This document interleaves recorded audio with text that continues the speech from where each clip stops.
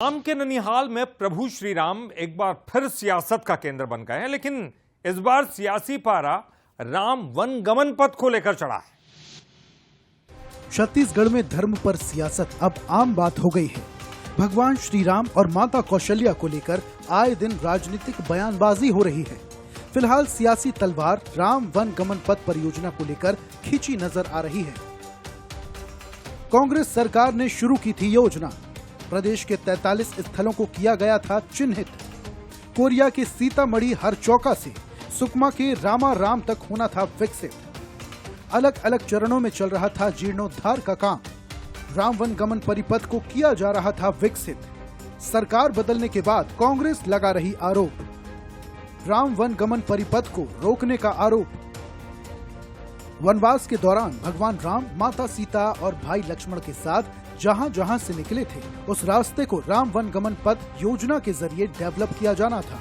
कांग्रेस ने फ्लैगशिप योजना के जरिए इसकी शुरुआत की थी, लेकिन सत्ता परिवर्तन के बाद से इसका काम अधर में लटका है, जिसे लेकर कांग्रेस हमलावर है तो बीजेपी कांग्रेस पर ही आरोप लगा रही है।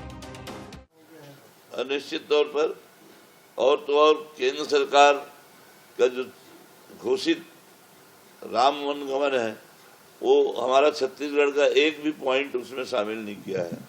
और मुझे लगता है कहीं न कहीं ये केंद्र के दबाव में यहाँ की राज्य सरकार आज एक भी स्थानों को विकसित नहीं कर रही, बल्कि पूरा का पूरा काम उन्होंने बंद कर दिया है। कांग्रेस को राम जी के बारे में कहने का अधिकार नहीं है। उनके नेता कह चुके हैं कि भगवान राम का भारत में अस्तित्व नहीं है, काल्पनिक नहीं है। ये कांग्रेस तो अपना चरित्र कालनेमी जैसा कर रही है।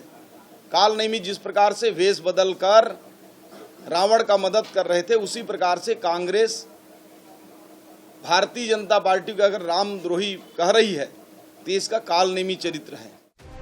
अपने ही ननिहाल में राम सियासत के केंद्र में हैं।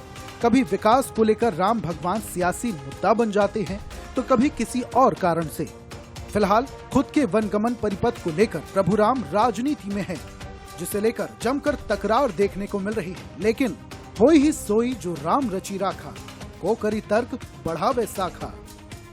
रायपुर से बंसल न्यूज के लिए शिखर देवांगन की रिपोर्ट।